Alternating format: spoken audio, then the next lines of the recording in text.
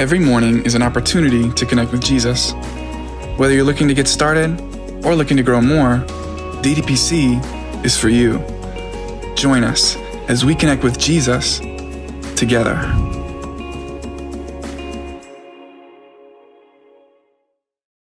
Good morning, Daily Devotions of Pastor Chris community. That would be the Ddpcc, Daily Devotions of Pastor Chris community. We're going to call it that from now on. You're the Ddpccc.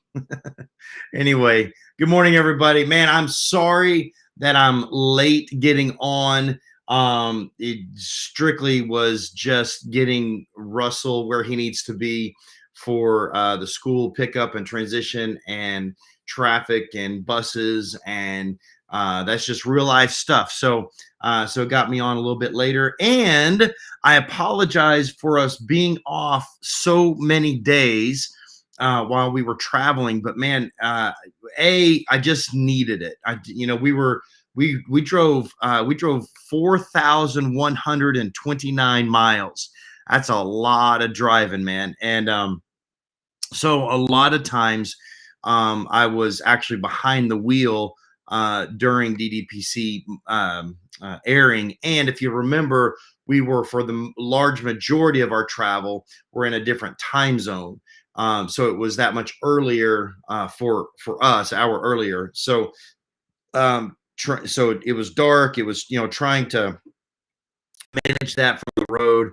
I've done it a lot in the past, but I just kind of gave myself the permission to be off. So I thank you for your understanding and for being back on today and giving me another chance.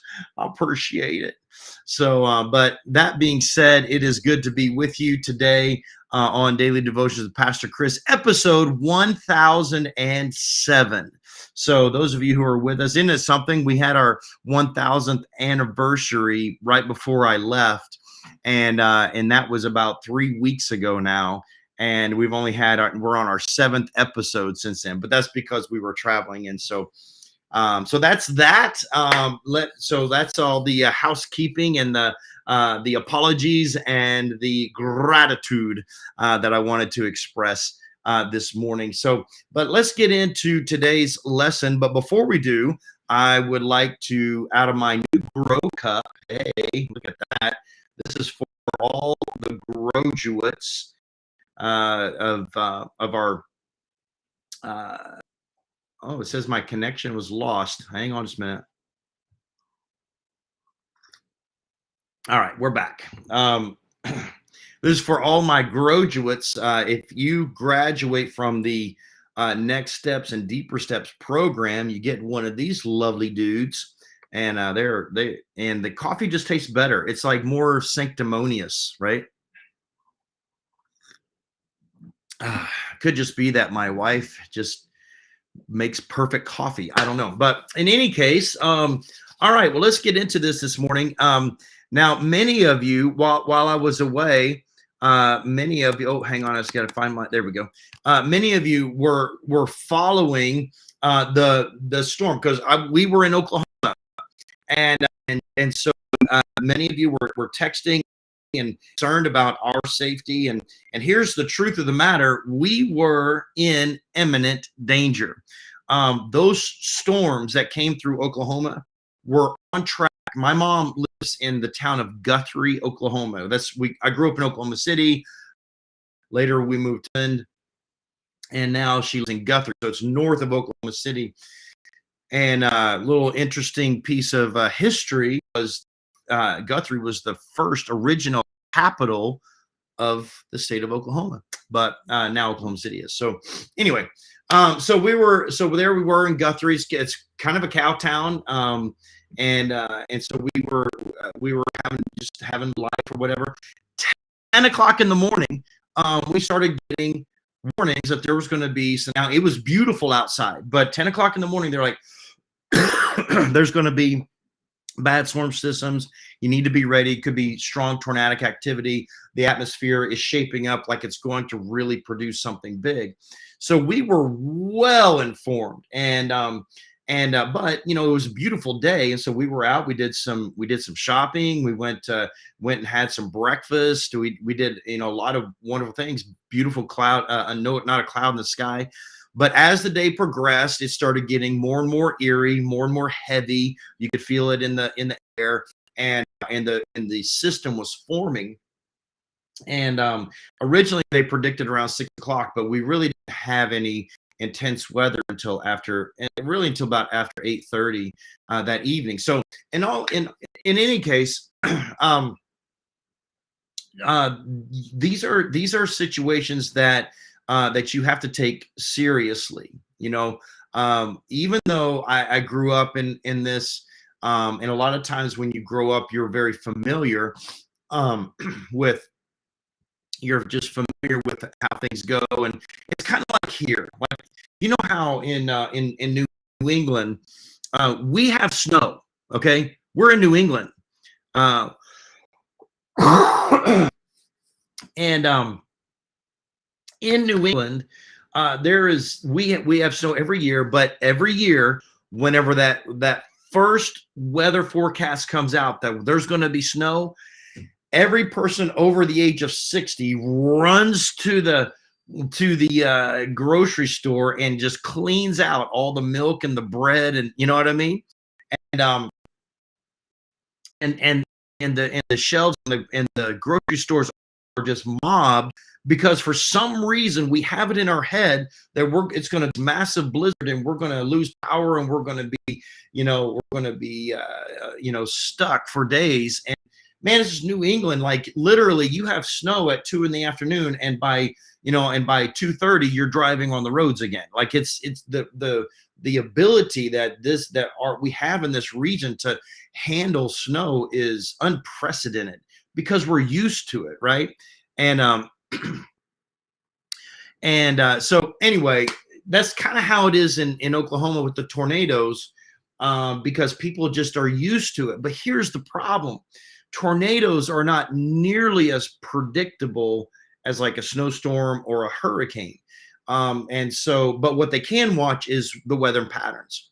And I'm laughing because my staff is all responding to a text I sent out this morning, which tells me none of them, except for Jeanette, is on Ddpc. So shame on them.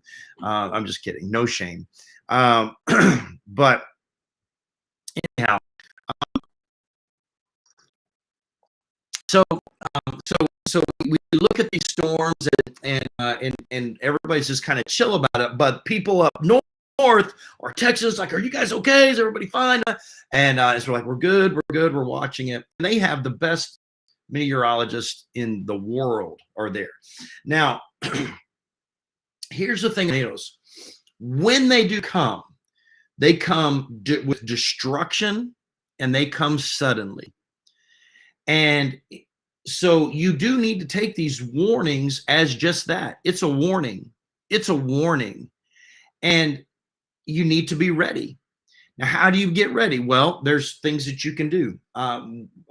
Most people try to have a shelter prepared. Now, there was an email that went out about praying for us, and that there was a citywide shelter. It wasn't that at all. It was a little miscommunication.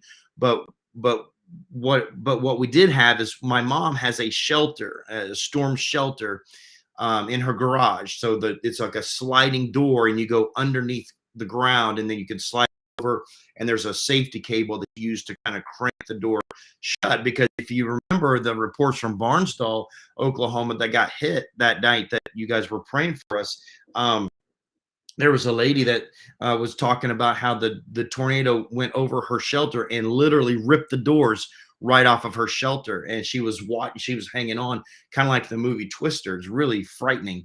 But in any case, my mom has a tension cable that you crank it down, and it holds it all in place. But the point is that you take the warning seriously, and you're prepared. And this is so you have shelter, you have water, and you have tools, you have light, you have some snacks.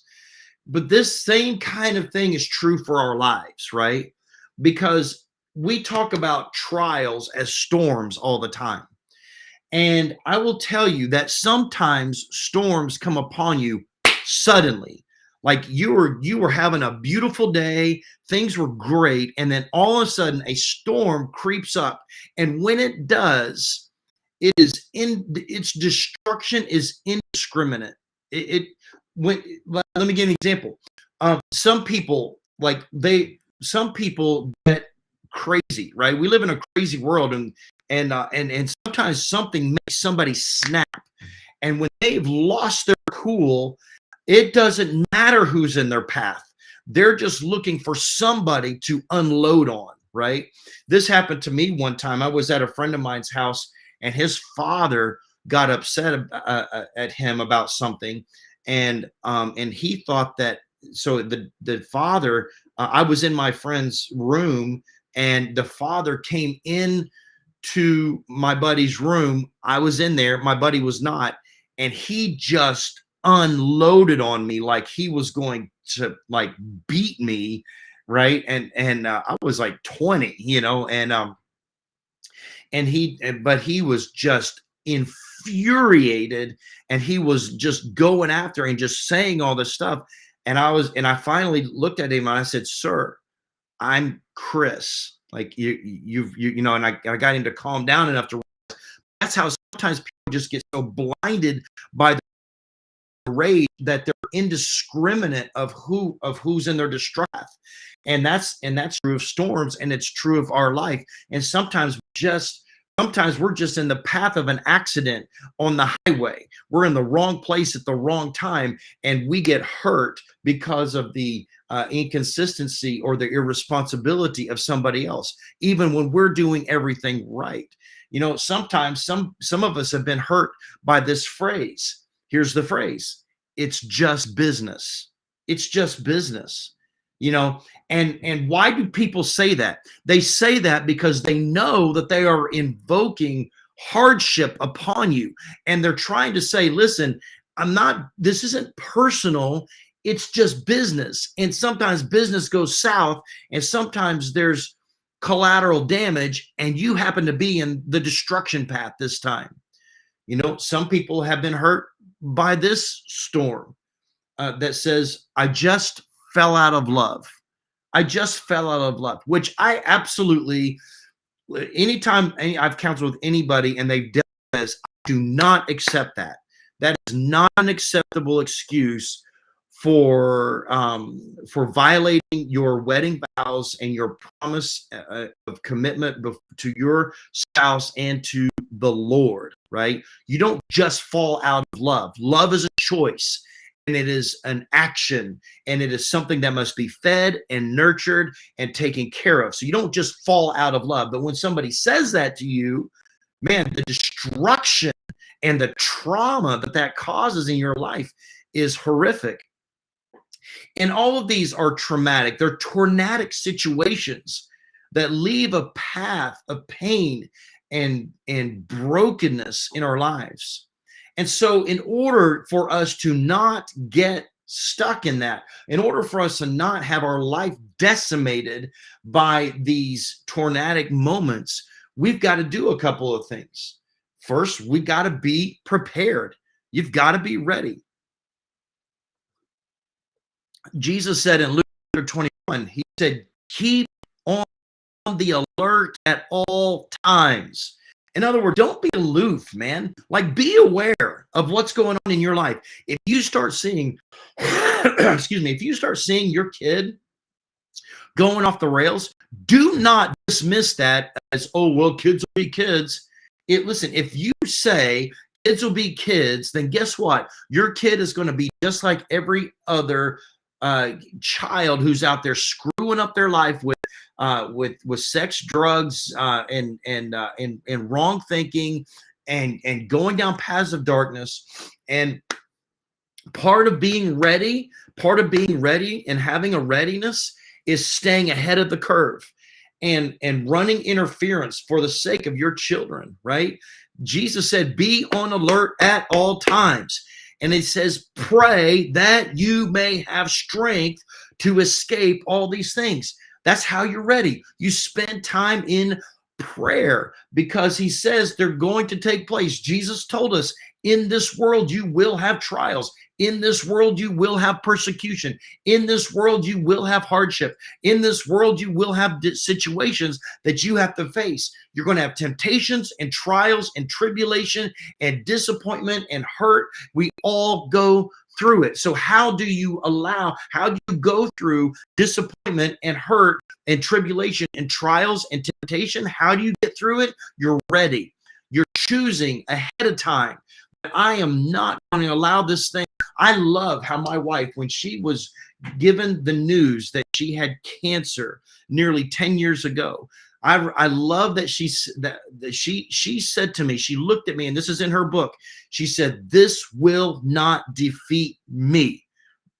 You know, when she said that, in the heat of the storm, not after she's had a million tests and had all kinds of things taken care of and had some kind of ray of hope. She said it from the beginning. What she doing was she was readying her heart and her mind to say, I am not going to be defeated by this tornado. I'm going to wrangle it. I'm going to fight the good fight. I'm going to value every minute, every day, every hour that I'm blessed to have. And I am not going to be a complainer and a grumbler and fall prey to this news. Romans chapter 13, verse 11, Paul says this. He says, do this, knowing the time, that it is already the hour for you to awaken from sleep. For now, salvation is nearer to us than we believed. And what's he saying? He's saying, know the times, know the moment that you live in. Be aware of your enemy. Be aware of the schemes. Don't be aloof. Don't be naive to the fact that, oh, well, the devil has no use for me. The devil doesn't want to hurt me. What could he? Are you kidding me? He's out to kill, steal, and destroy you. Be aware. Be ready. And you got to have tools. Look, when we took the threat of the tornado seriously, we had been watching it. We were aware. We were watching it all day long. And it got to a point, my brother-in-law said, he pulled me aside. He said, Chris, this is serious. He said, do you see that hook? And I said, yeah, the hook is an anomaly in weather pattern where the storm is moving, but it begins to rotate kind of on the end, and it looks like a hook. And that hook is where tornadoes form. That hook was heading straight for Guthrie, and it was intensifying. And he said, the way I see it, we have about 30 minutes. He said, we should probably ready a shelter. Now, I had already vacuumed it out and cleaned it out and got dead mice out of it and cleaned out all the spiders and was prepared for snakes because they've been down there too. And so you don't want to just go hang out in the shelter for hours because it's not comfortable down there. But there is a time when you need to have some action. And and he said, we should probably go get ready. And so we got the tools, because you got to realize my mom's shelter is in her garage. It's like on the garage floor, and it's a concrete slab, but it goes underneath the ground, and then you slide the door over. And so that's wonderful because you don't have to get out in the weather to get to the shelter. But it's dangerous because if a tornado does hit and it knocks the house down, it's going to knock it down on top of your door. So there's tools that we got. So he has a hydraulic jack, that we could use to move heavy objects. He has a saw and some hand saws and some things to use if we had to kind of chop a path to get out. But because sometimes the rescue workers will come, but usually there's a lot of destruction and in a concentrated area. And so anyway, we went and got the tools. Guys, you need to be ready, always looking, always aware of what's going on around you. Be aware of the condition of your marriage. Be aware of the condition of your health. Be aware of the conditions that are taking place at your job. Be aware at your children's spiritual development. Be aware of all those things and stay ahead. It's work. It's hard work. It's uncomfortable. It's inconvenient. It's expensive. It takes time. It takes sacrifice, but it's your job as a parent, your job as an adult to do those things. And so we're aware, but we also have to be equipped with the tools so that if the storm does come, we're not left trapped in the shelter. And what are those tools, man? Those tools are the word of God, the scriptures, the power of life and death, right? The living, breathing word of God is available to us. The promises of God, right? Hang on to those, know those, read those. And another tool is worship. Just sometimes worship wins the war, right? And you just instead of, because here's the thing, it's absolutely impossible for you to worry and worship at the same time. You cannot worry and worship because they're two different spiritual forces and they are at odds with each other. So if you choose worship, worry has to flee. You're going to praise your way out of the storm. It's a tool to help you in the storm. So the word of God and worship, right? And the other thing to do is to seek the shelter. Now, what's the shelter? I call the shelter your quiet place of prayer, your prayer closet, wherever you go. Some people have to go on a prayer walk. You walk through the woods, you walk through to the mountains. Jesus, the Bible says, got up early in the morning and he sought a solitary place to spend time with the Father. We saw him in mountains. We saw him in gardens. We saw him by the seashore. He would go out and he would go on long walks, separated from everything else. And he would go for a place of prayer. That shelter is where your life is spared. For us to get in the shelter would spare us from the destruction of the storm on top of us. I will tell you, your prayer closet is like a storm shelter. It's the place where you are impervious to the spiritual attacks of the enemy. God is with you. When you're walking in fellowship with God, when you're seeking his presence, guess what? You're dwelling in the holy presence of God, in that place of safety, in that place of security. This is why you can pray, Jesus, take the wheel, and he is there in an instant. He is looking for you to invite him into the narrative. So let me close with this. Psalm chapter 91, verse 1. He that dwells in the secret place of the Most High shall abide under the shadow of the Almighty. And I will say of the Lord, he is my refuge and my fortress. My God, in him will I trust. That's Psalm 91, verses 1 and 2.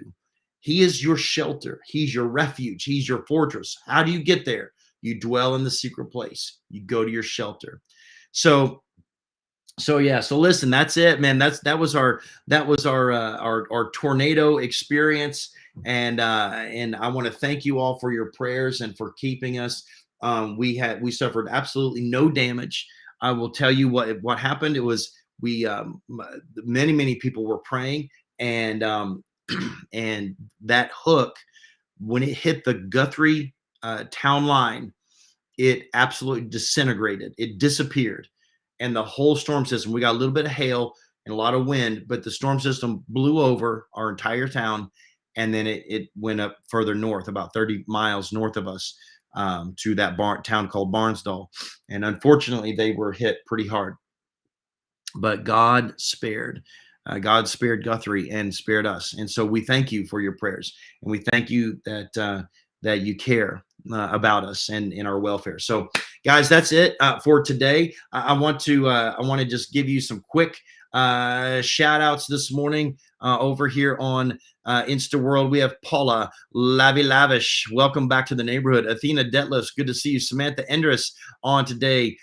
Janetta Dobler and Mark's Green Machines. God bless you. Ben Smith, good to see you today. Nice to have Janetta on today. Elizabeth Orlando, Jackie Sullivan, Esther Grantham, Jeanette Lynn Willis, Brian Budd. God bless you, buddy. Good to see Michael Taylor and Maurice this morning. Veronica is on today as well.